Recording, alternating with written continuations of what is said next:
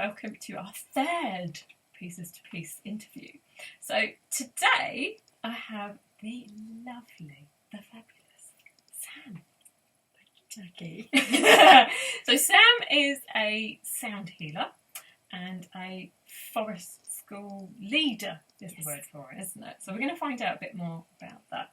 And Sam has also done my Pieces to Piece program recently, which was wow. Wasn't it? Transformational. Let's put it that way. Yeah, definitely. Cool. So we'll talk a little bit about that and how going deep with that process has helped with your forest school and the inner child and you know you're setting up your sound healing soon as well. Yes. Yeah. Exciting. Wait and watch out for the new year. Yeah. It's exciting. Cool. So how did you get into sound healing? Where did that all start? I was doing Kundalini yoga, Right. and my teacher said to me, did I want to come along to a sound healing circle? Also, some other really close friends of mine had sort of hinted at it for a while. And I didn't really know what it was. Went along to a sound healing circle and listened to some different sounds, singing bowls and tuning forks. And I thought, I know this stuff, and decided to look out for training. So I started on the training journey back in 2011. But I needed to go deeper, I think, with the work, and I was in a relationship and I really wasn't ready to go there. And so I've been doing it over the years, but not going to the depth of work that I needed to go to, really, and to finish my training and paperwork and course and everything that goes along with that. So actually, since I've done the programme with you, that's what I've been focusing on. And so it's and again, connecting to what I'm bringing through with my sound work. I needed to clear things out of the way and clear things within myself to be able to go to that deeper level to help other people to do that with the sound work. And that's what it's done for me. So that's cool, amazing, really. So that's where I'm. As I said, it's enabled me to have that deeper connection. So is it kind of what's I mean, because I guess kind of like it's easy to have that image of it. It's like, oh, it's lovely little sounds that I'm listening to. But when you say about like there's this depth, so what kind of, I know we probably can't scientifically know, but what is it that's happening in a sound healing session then?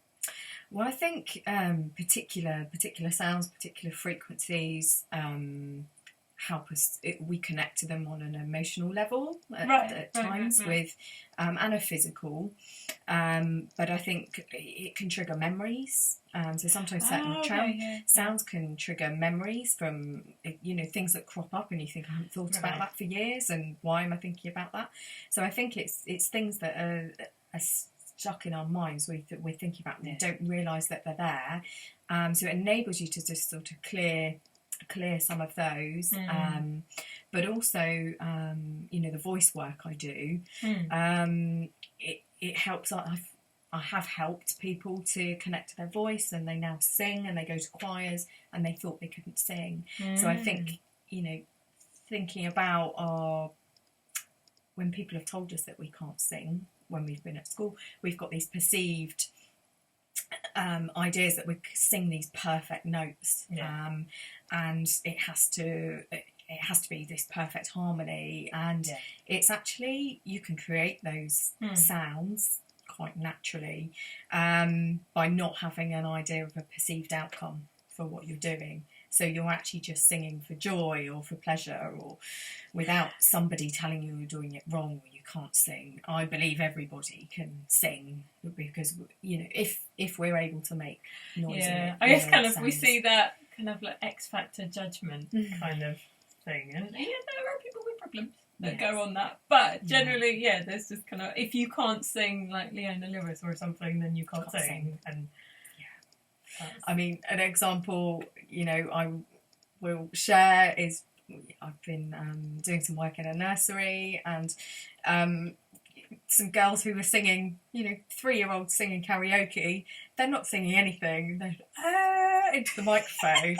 But they've got the emotion, they've got the, they're just singing because they're loving it. And, other people, and I hear sort of other people saying, oh, keep the noise down, or, this is this sort of thing. And I'm just like, let them do it. All those messages that go in early, which brings us beautifully to Forest School, because,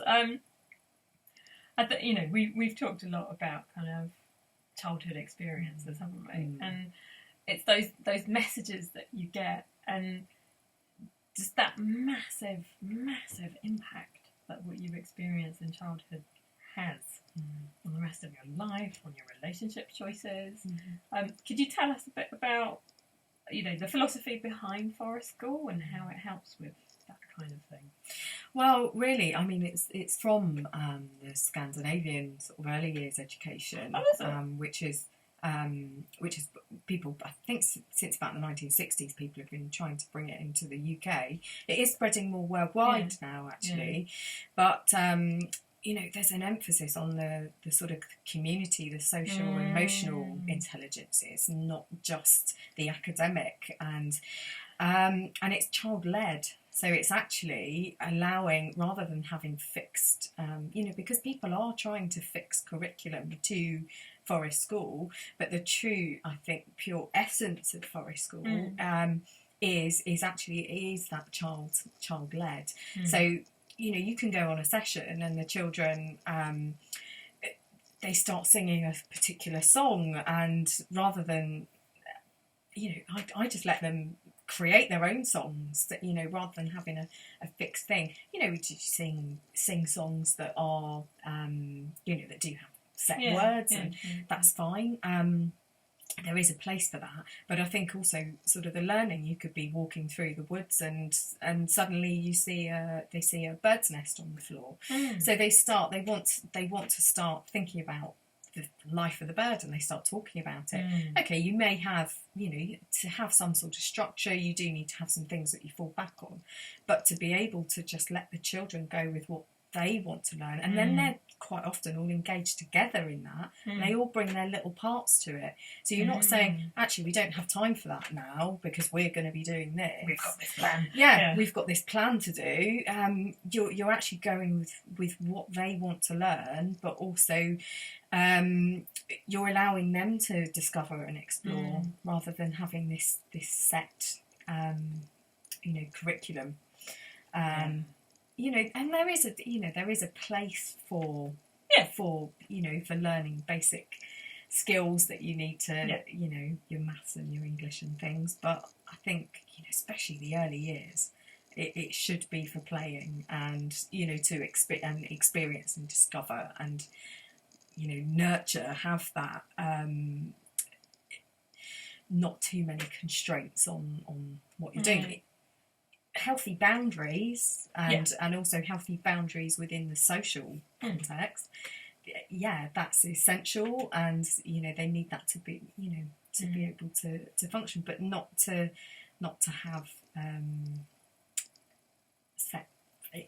set rules that are not sort of serving a purpose for just for control. Basically. And I see that. I see that a lot, I think Forest School sort of encompasses everything that other system isn't.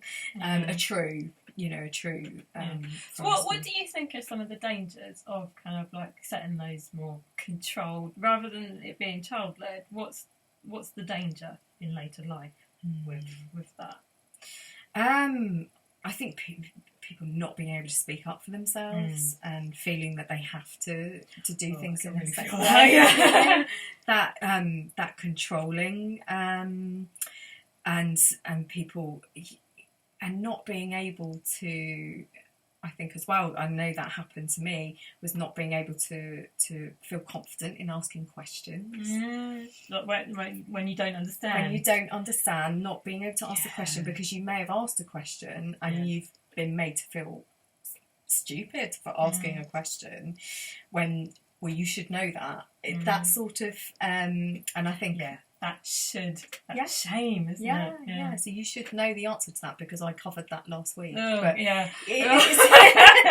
Mind you, I say that. I've been a teacher myself, so I kind of know both sides of it. Yeah. But then you do reflect and go, actually, okay.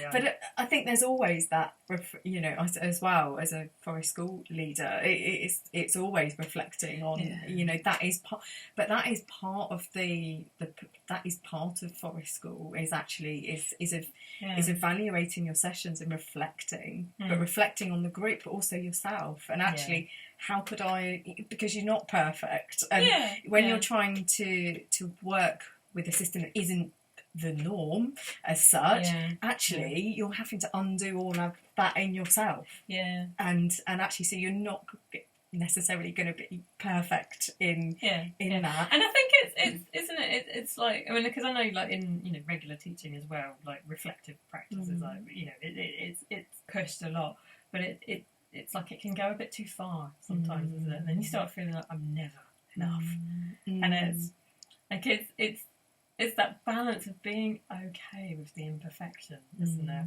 Kind of like, it is. It's saying, I'm not perfect. I'm learning, because we're always learning. So part of that, I think, and that's the lovely thing about forest school is actually I learned, and I know that probably goes across other teaching, but because I'm not teaching necessarily a strict, a curriculum. It's that I learn as much from the kids as they learn from me, because they'll ask questions that you're like, actually, I really don't know the answer to that, but we'll go look it up. We'll find out about it. Actually, in our session next week, I'll bring along some books or whatever, or we can explore what that is. And, there may be a particular den or something they want to build, or climb a tree, and actually there might be some work that you need to do to be able to do that. You might have to go, actually, I've never climbed a tree that high before, so you might have to go and do that so that you can help them to do that. So but it's also that allowing the kids to see that you're also vulnerable. And actually that you're not perfect, and that you can then go, actually, I don't know how to do that, rather than standing at the front and saying, I know this and I know everything. It's actually being vulnerable, allowing them to be vulnerable, because you're vulnerable. Not vulnerable, is it? But you're saying, I don't know how to do this, but I'm willing to go and learn, and I'm willing to learn with you. I mean, actually, that's interesting, because that kind of like, going back to kind of what, the program is about dealing with narcissistic relationships, and kind of, I mean, I've mentioned it before, I think every interview is going to mention the narcissism spectrum scale, where it's kind of at 10 is this full-on narcissistic personality disorder, where it's, there's just this chronic need to be more special than everybody else. And then the flip side of that is like 0, where everybody else is more special than me. And, that very much sounds like that healthy middle of like, I've got strengths, I've got weaknesses, and that's okay. And you've got strengths and weaknesses. And I think, that's very much what I felt the program needed to do, was to like hold that space to strengthen that inner world, strengthen that this is who I am, and this is who I'm not, and this is what someone in the past tried to tell me that I was, for their own need for power, and so like giving that person space to kind of actually feel into the truth of that. Would you agree with, like, have I succeeded in that? Yes, definitely. And I think as well, sort of the final piece that we did with the programme, and, actually being able to connect with actually and understand what I actually do within my work. and it's gone from strength to strength since then, because I've actually been fully engaged and fully aware of actually what I'm helping people with. Because it felt like kind of like we had this. So it was kind of like tacked on the end, but it was like, no, that's what it needs at the end. So it's this really deep dive, isn't it? But then it's like, okay, we've done all this deep dive, we've cut the cords to all of this stuff. Now let's fly. And it just really feels like this kind of, right, from here, life is different. Yeah, definitely, and it has been. It has been completely different, and I think as well, it's. I felt this space within myself.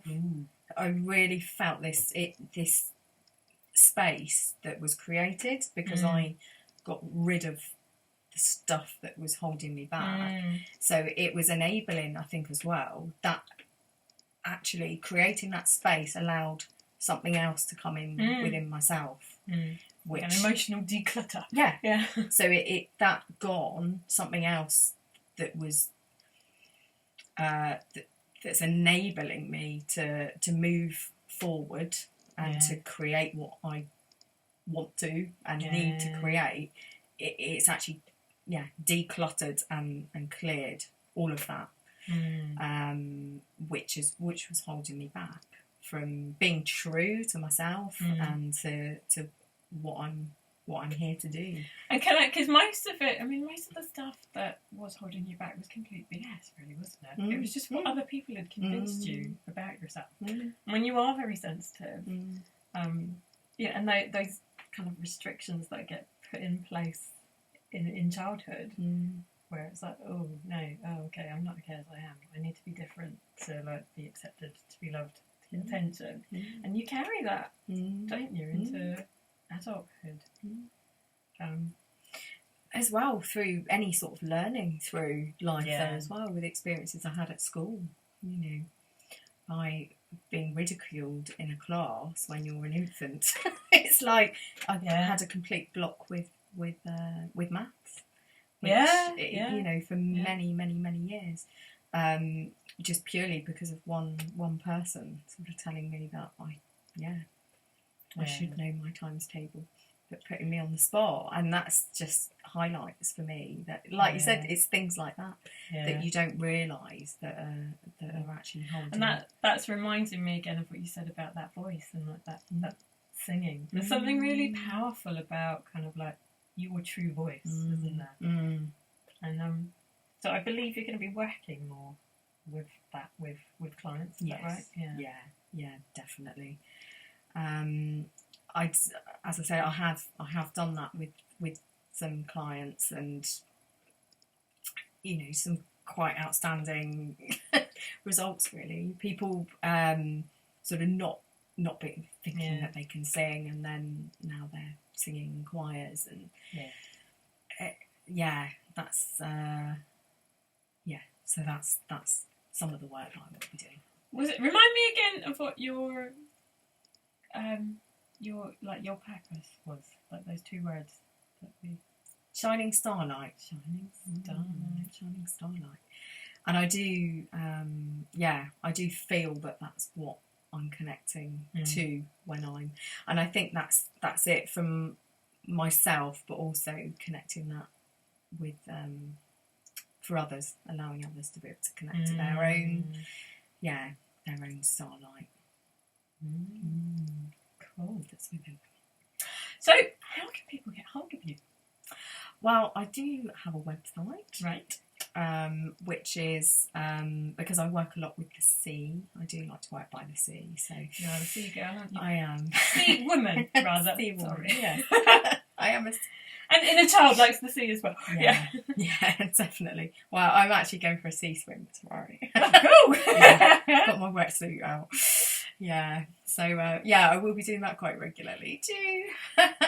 So I. But not necessarily with clients. Not yet. Who knows? Yeah, exactly. It might be.